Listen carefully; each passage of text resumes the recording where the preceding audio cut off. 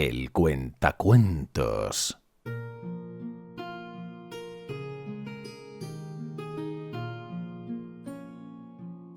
Esta narración pertenece a la historia de Trench Crusade.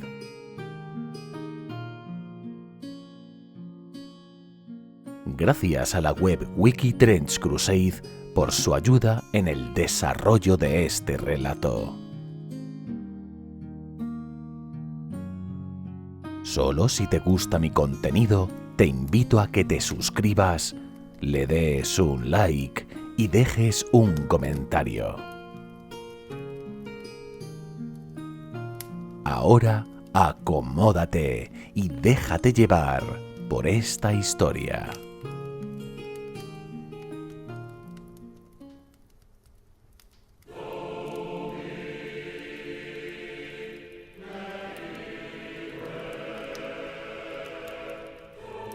A pesar de que la otrora grandiosa ciudad de Aviñón resultó ser un cáncer en mitad de Europa, la guerra de los cadáveres impartió una dura lección a la cristiandad: unirse o ser destruidos.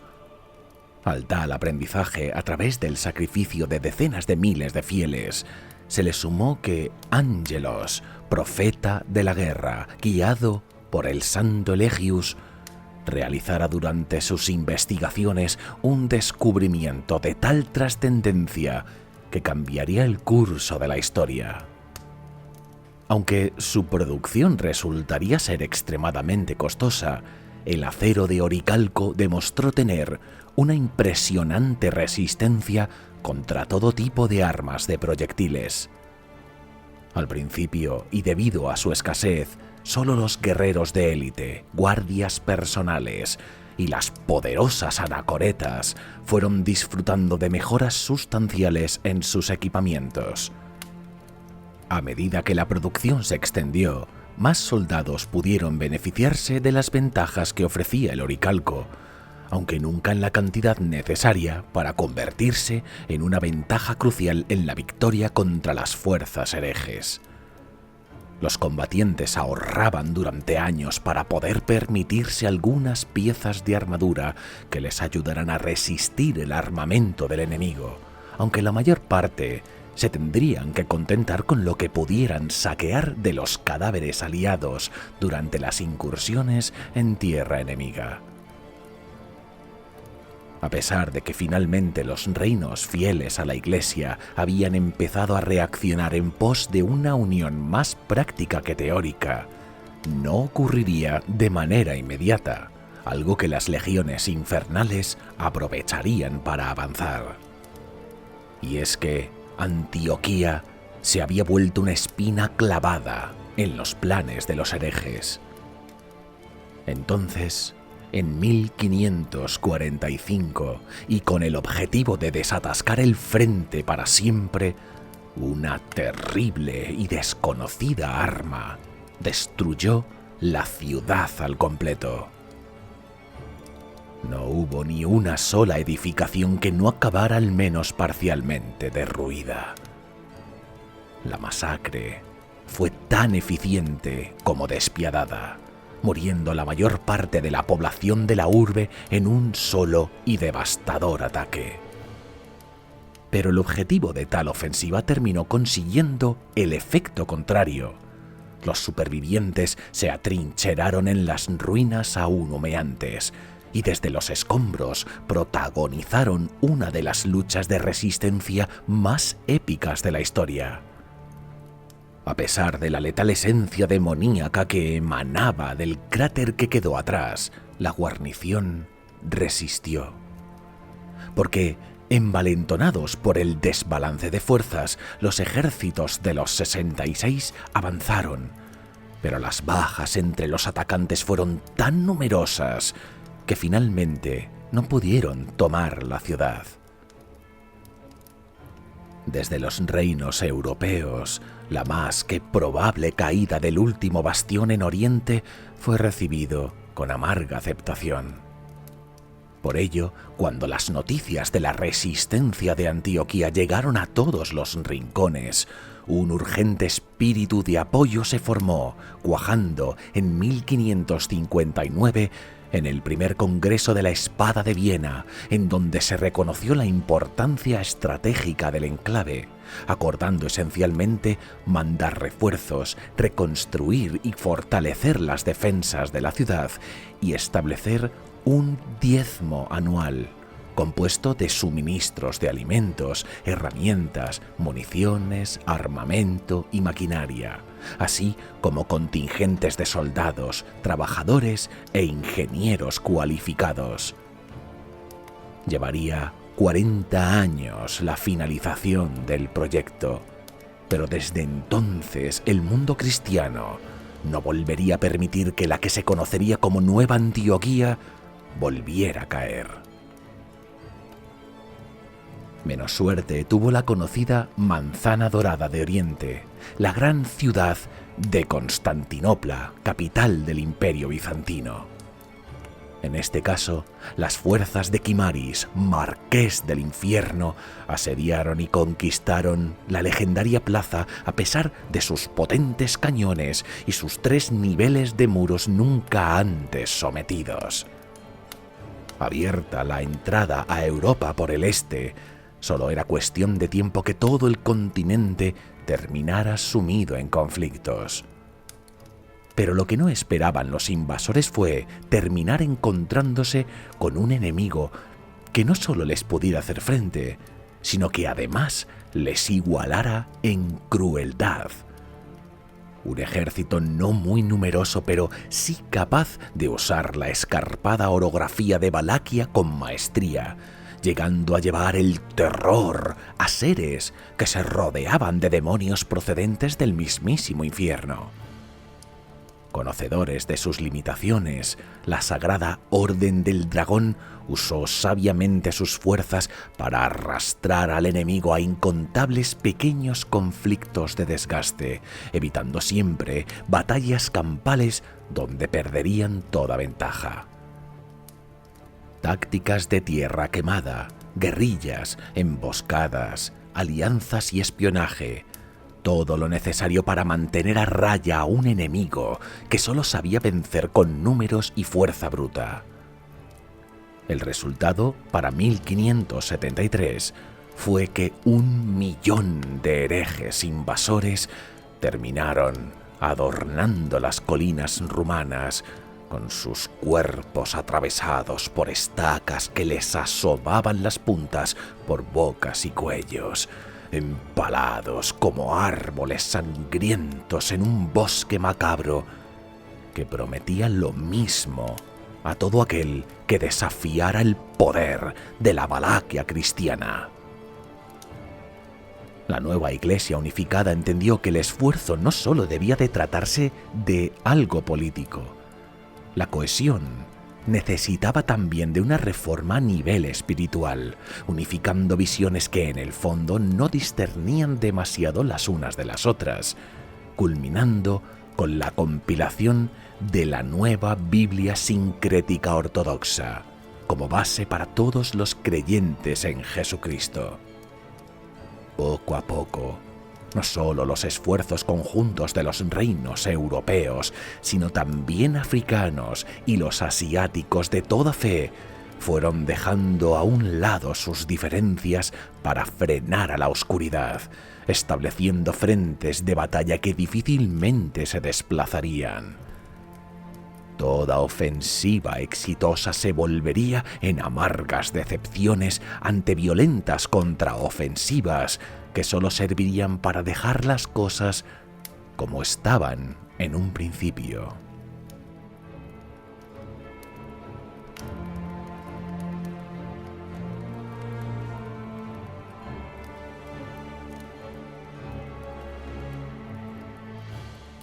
Bloqueados al norte, al sur y al este por la cristiandad europea y africana y por el impenetrable muro de hierro musulmán, los planes expansionistas de los herejes se vieron frenados. Pero entonces miraron al mar. salvaje, incontrolable, infinito. Las posibilidades que ofrecía les podían permitir amenazar las costas de todo el mundo, llegando a alcanzar cualquier reino por muy lejos que estuviera. El plan, el Atlántico. El objetivo, su puerta, la fortaleza marítima ibérica de Gibraltar. Tomarla supondría no solo un nuevo frente de batalla desde el que amenazar el corazón de la cristiandad, sino el libre paso a todo un océano de posibilidades. Los planes, entonces, se pusieron en marcha. Durante 70 años, las forjas infernales trabajaron sin descanso para crear una flota que no conocería rival. 70 años de preparativos para una ofensiva que el mundo no sería capaz de presagiar. Año 1666, el conocido como Año de las 6 Aflicciones. Desplegando todo su potencial, la recién creada flota hereje, en un ataque sorpresa, se abalanzó sobre la desprevenida plaza, la cual no pudo resistirse ante la abrumadora potencia de los asaltantes. Buscando asegurar la posición, estos se adentraron en la península. Pero aunque la invasión ibérica no resultaría especialmente exitosa gracias a la rápida respuesta de los ejércitos combinados de las coronas de Portugal, Castilla y Aragón, el mal ya estaba hecho. Los ejércitos de los 66 sabían que avanzar solamente por tierra era cada vez más difícil, y aunque intentaran avanzar con el pasar de los siglos, el objetivo primordial era el mantenimiento y defensa de Gibraltar, ya que se convertiría en la base de operaciones desde la que atacar los litorales de África, las Islas Británicas y de la Europa continental. Libres de las ataduras del Mediterráneo, las flotas infieles se lanzaron a la masacre. Cientos de pueblos y ciudades costeras sucumbieron ante las matanzas y violaciones de unos atacantes ebrios de sangre. Decenas de miles de inocentes fueron capturados y arrastrados a profanos altares para ser dolorosamente sacrificados en rituales demoníacos que ensalzaban las depravadas y crueles virtudes de los ángeles caídos del infierno. No fue una guerra de conquista. Los grandes señores del Averno podían conquistar el mundo si quisieran. Podían unirse y dejar a un lado sus diferencias, pero se odiaban tanto entre ellos como odiaban a su padre. Además, dominar a la humanidad solo serviría para dejar de disfrutar de las constantes matanzas, de las masacres, violaciones, depravaciones, traiciones y placeres nauseabundos que solo podían nacer de la constante disputa entre la esperanza y el sufrimiento. No. Las embarcaciones acuchillaban las playas sin piedad, desplegando un caos de extrema violencia para el mero disfrute de sus señores demoníacos. Apabullados por la agresividad de los invasores, para 1670 la corona de Inglaterra comenzó la construcción de la fortaleza de los acantilados blancos. No sería la única construcción que se realizara para fortalecer las defensas inglesas, pero claramente sí la más grandiosa de todas. Terminado entonces un siglo XVII marcado por el inicio de una piratería hereje que afectaría a todos los reinos que tuvieran litoral, el XVIII solo serviría para remarcar el establecimiento de unas fronteras que durarían siglos, la cada vez mayor supremacía de las flotas rebeldes, y la cada vez mayor colaboración entre las fes cristiana e islámica en su lucha contra las fuerzas del infierno y sus lacayos. Batallas y contiendas de toda envergadura se sucedieron. Muchas fueron olvidadas, pero otras pasaron a la historia, como la destrucción de la fortaleza templaria secreta en Acre por parte de una pequeña fuerza de caballeros hebreos, o el tercer sitio de Nueva Antioquía en 1721, en donde se consiguió liberar la plaza de los atacantes gracias a las fuerzas combinadas del sultán Ibrahim, reforzado por un contingente de guerreros Tulak del este y una flota de socorro de los estados pontificios desde el oeste. Al contrario de lo que pasaba en las fronteras terrestres, donde no se conseguían más avances desde hacía tiempo, la apuesta hereje por la supremacía marítima sí que estaba dando frutos. La importancia estratégica de Nueva Antioquía obligó a los reinos europeos a redoblar sus esfuerzos para potenciar la armada cristiana con el objetivo de mantener activas las líneas de suministro. Pero el Atlántico no gozaba de la misma atención.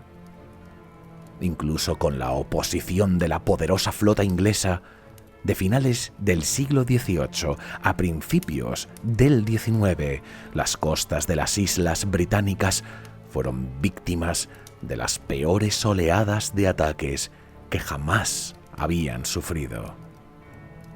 Sin duda, los eventos más destacados de tales campañas fueron la invasión de las Tierras Altas en 1789 por parte de la gran flota del almirante hereje Amin Adab, la desastrosa batalla de los acantilados ensangrentados en 1805 con el alto capitán Ranga como vencedor, y la invasión de Eire en 1807 al mando de Thakur, el señor hereje del mar.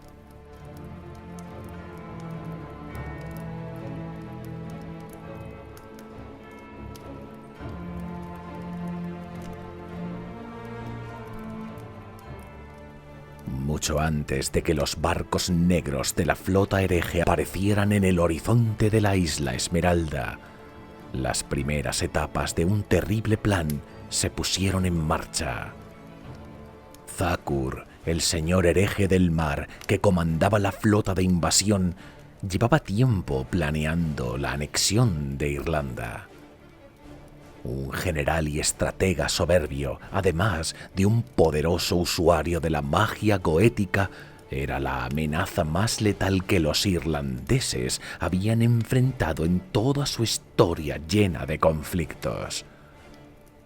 En los años previos a la invasión, el camino de la bestia comenzó a agitarse en las profundidades de los bosques, debido a un pacto que Thakur hizo con el culto de la luna. Los jóvenes irlandeses, hombres y mujeres, comenzaron a desaparecer cada vez que se adentraban demasiado en la foresta durante la luna llena, solo para regresar a casa más tarde gritando, con sus cuerpos desnudos tallados con runas antiguas, algunos dando a luz a monstruosidades, otros escapando para unirse a los aquelarres ocultos en la naturaleza. Muchos otros respondieron voluntariamente a la llamada del himno de la bestia para desaparecer en la profundidad de las tierras salvajes de la isla Esmeralda, dándole la espalda a la humanidad para escapar del terrible peso de la Gran Guerra. Aldeas remotas fueron asaltadas por los suplicantes del camino primigenio y las cosechas fueron quemadas. Eire se vio aislada del resto de las naciones fieles a medida que cada vez más barcos mercantes eran interceptados y saqueados. Todo esto minó la fuerza de la nación isleña y la vigilancia de las costas se relajó mientras los irlandeses luchaban por contener a los buscadores del laberinto salvaje. Seguidor del gran duque infernal Focalor, Thakur era el hombre ideal para su papel de conquistador, pues su señor dominaba los vientos y las olas. Una vez que consideró que los irlandeses estaban suficientemente debilitados, el señor hereje del mar reunió a sus barcos y los concentró en una poderosa flota, desembarcando cerca de la ciudad de Baile Athacliath, también conocida actualmente como Dublín. Logró una sorpresa casi total, ya que su fuerza expedicionaria desplegó la poderosa artillería hereje sin obstáculos. Mientras los defensores reunían sus fuerzas para proteger sus costas como podían, Thakur desató la siguiente estratagema de su plan maestro: el lago Pol An Ifrin. Durante generaciones, los lugareños de las montañas Mangerton al sur de Irlanda contaban, al abrigo de las hogueras, terribles historias de seres de leyenda, siempre con el lago como protagonista. Muchas eran inventadas, por supuesto, pero otras tantas tenían fundamentos muy reales. Y es que el también conocido como agujero del diablo no era sino una antigua puerta al infierno inactiva desde hacía mucho tiempo. El almirante hereje era muy sabedor de esto. Con un enorme sacrificio sangriento de cautivos, se desató suficiente poder goético para abrir el portal, atrayendo a los ejércitos de la corte de la serpiente de 7 cabezas para apoyar a sus fuerzas invasoras herejes. Atrapado entre 2 frentes y acosado por los horrores de la senda de la bestia que asaltaba sus columnas de suministro, el ejército de Eire fue derrotado, y el gran rey Muirredag cayó en batalla. Thakur tomó la corona de Irlanda de su cabeza cercenada y reclamó la isla por derecho de conquista.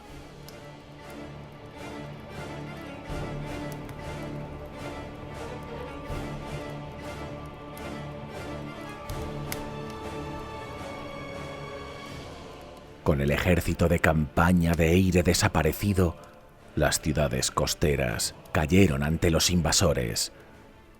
Baile Athacliath, Loch Garman, Duncannon, Cloain Meala, Luim Neag, Gaelim, todas fueron tomadas, así como muchas otras ciudades y pueblos. Las catedrales, iglesias, monasterios, abadías y santuarios de los santos fueron arrasados o convertidos en templos de sangre. Se erigieron altares de sacrificio donde antes se alzaban santuarios sagrados, y los cuchillos negros segaron la vida de quienes se atrevieron a alzarse contra los nuevos amos de la isla. Sacerdotes herejes enseñaban ahora la coerción del infierno en los salones donde antaño resonaban los alegres himnos de la santa palabra. Los irlandeses se vieron obligados a librar una guerra de guerrillas en sus propias tierras. Con sus ciudades arrasadas o en manos enemigas, el recién coronado rey Niall trasladó la capital a la ciudad interior de Thil Chainig, donde los antiguos reyes supremos antaño sostenían su corte. La ciudad interior resultó más fácil de defender, ya que la flota hereje no pudo desplegar sus armas, pero esto solo provocó que cada vez más territorios rurales cayeran en manos invasoras.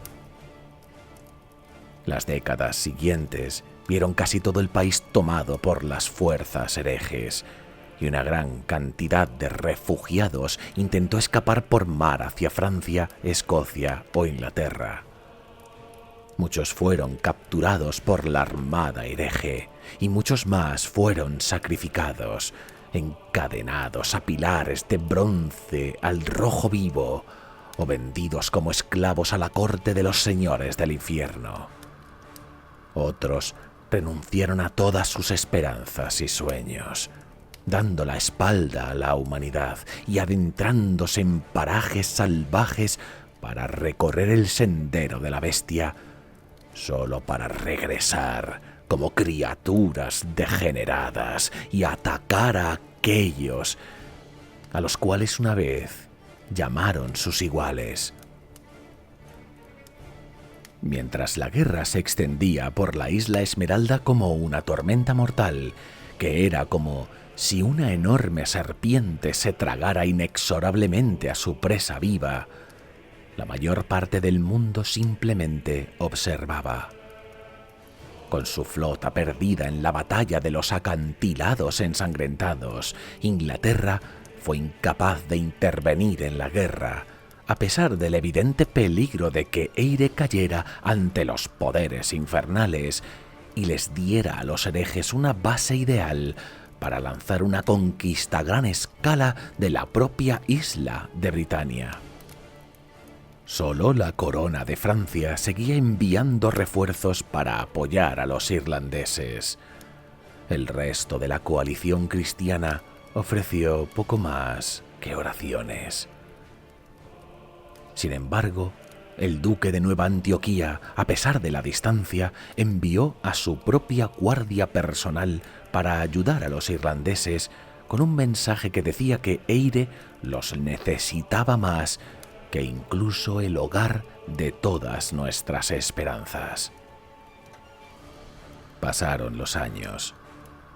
Siendo una joven reina, Brígid ascendió al trono en 1890, tras la muerte de su padre en el frente durante un bombardeo del aquelarre de las brujas de artillería. Para entonces, parecía que toda esperanza estaba perdida.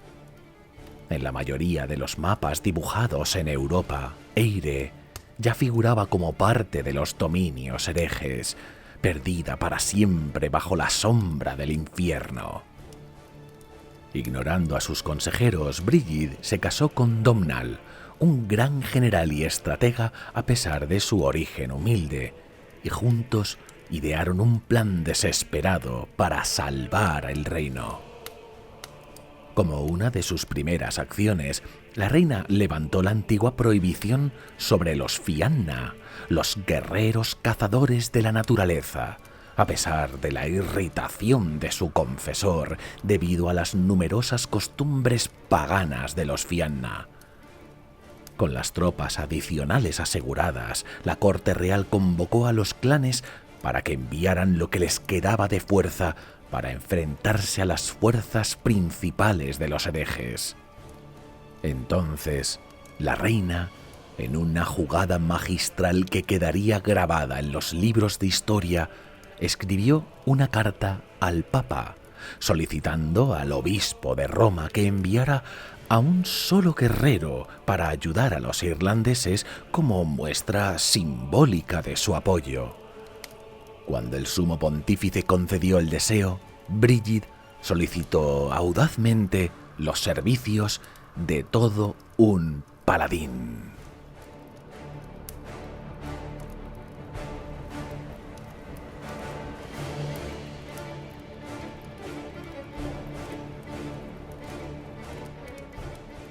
Y es que desde el comienzo de la Gran Guerra, hace unos 800 años, los fieles se han enfrentado a un gran problema que parece imposible de superar. Son incapaces de llevar la batalla al enemigo, porque tal es el poder sobrenatural de la fuerza abierta al infierno, que incluso acercarse a ella es imposible para todos, ya que dentro del infierno aguardan los dominios de los perdidos y las legiones de los demonios. Por ello, en el más absoluto de los secretos, la Iglesia obtuvo una respuesta a este dilema: el programa Paladín.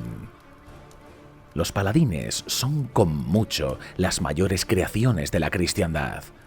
Son comulgantes casi perfectos, es decir, que se han alimentado de la sangre del Metacristo, Pero al contrario que le pasa a la gran mayoría de comulgantes, sus mutaciones resultan sin mácula alguna. Los paladines son guerreros con tal estatura física y santidad interior que no solo pueden acercarse al Valle de las Lágrimas de Jerusalén, sino también entrar por las mismísimas puertas del infierno y emprender misiones dentro de las profundidades del Averno, pudiendo volver para contarlo. Se dice que cada uno representa la casi perfección de la forma humana, tanto de la mente como del cuerpo, aunque muy marcados y quemados por los largos siglos de guerra que se han visto obligados a soportar por el bien de todos en la creación. Pero desafortunadamente para los planes de la Iglesia solo han sido 12 los únicos que se han podido crear, volviéndoles seres de valor incalculable solo usados en las peores situaciones y bajo la atenta mirada del Santo Padre. Y la reina lo sabía. También sabía que era una apuesta arriesgada y que lo más seguro es que recibiera una negativa como respuesta ante tal solicitud. Pero para asombro de los príncipes de la Iglesia, la promesa se cumplió, y el santo guerrero paladín Anseis fue enviado a socorrer a los asediados irlandeses.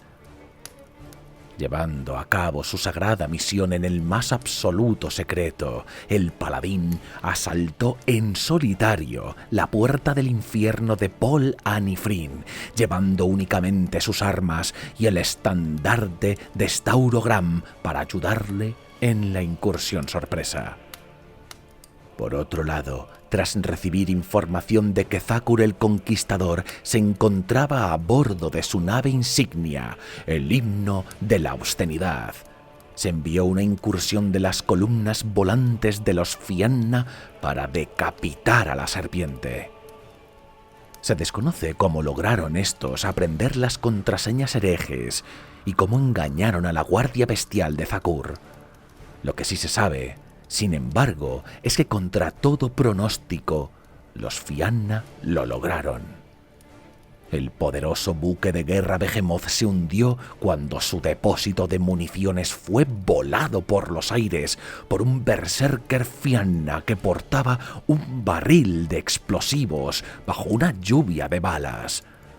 Entonces, el gran conquistador hereje murió en la explosión, que destruyó varios acorazados.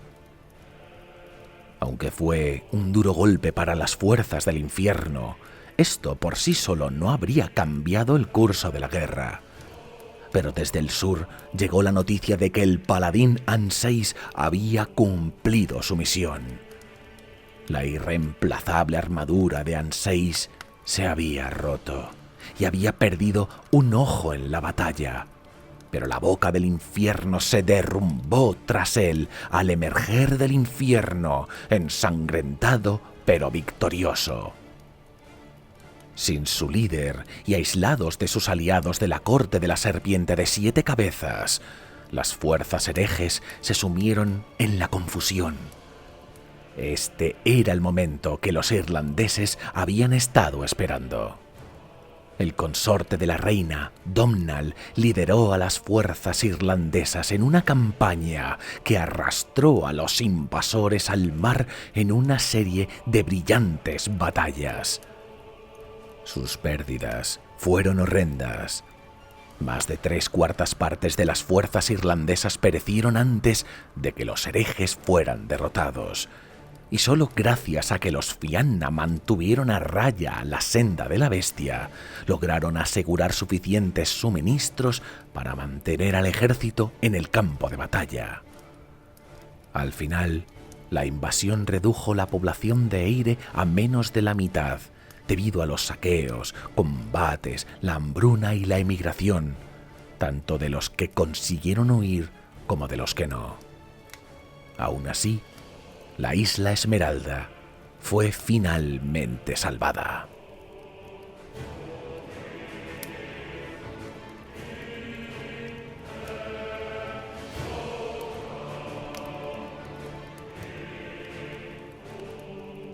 Viendo la incapacidad de los reinos cristianos para oponérseles en el mar, parecía evidente que presionar en este frente era la opción más eficaz.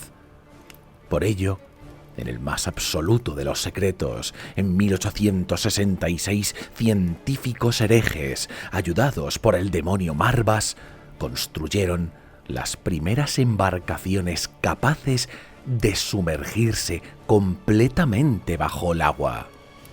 Estos submarinos no harían sino empeorar aún más la situación de las flotas de los fieles, los cuales se verían indefensos ante los ataques de un enemigo al que no podían ver. Había quedado claro que los océanos eran propiedad de los herejes, y todos los reinos litorales estarían obligados a invertir importantes sumas de dinero para fortalecer sus costas, desviando potenciales recursos que podrían servir para fortalecer los frentes en tierra. Así, mientras Aviñón extendía sus garras entre los territorios fieles, presentándose como una opción diferente al exigente papado, ganando adeptos entre los más desgraciados y propagando la podredumbre del grial negro a la menor oportunidad, Gibraltar se convirtió en la fortaleza desde la que partían sobre todo las flotas de submarinos que aterrorizarían todos los mares e impedirían la circulación de los barcos mercantes, hundiendo territorios enteros en la hambruna. La presión siguió aumentando hasta que, en 1872, la ciudad costera croata de Rijeka fue invadida, lo que abrió un enorme frente de batalla nuevo, uno que amenazaba directamente al corazón de la Iglesia. A pesar de la presión a la que se veían sometidos los reinos por parte de las flotas herejes, la liberación de Irlanda fue todo un soplo de aire fresco para los creyentes.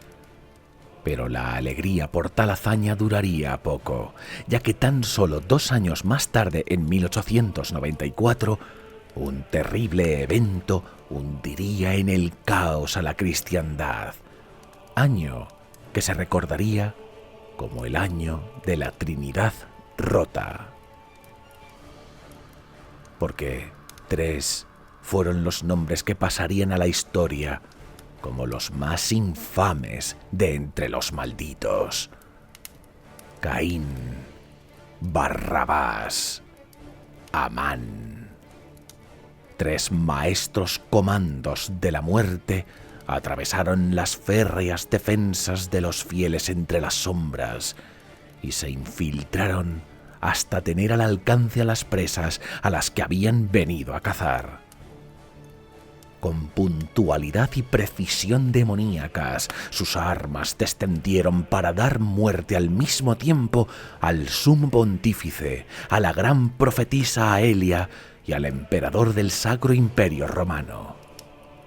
Las noticias de sus asesinatos corrieron como la pólvora, sirviendo como un disparo de salida para que las legiones herejes, comandadas por los nobles infernales del Séptimo Círculo, lanzaran una ofensiva relámpago en el Levante y Europa, apoyadas por una enorme vanguardia de tanques.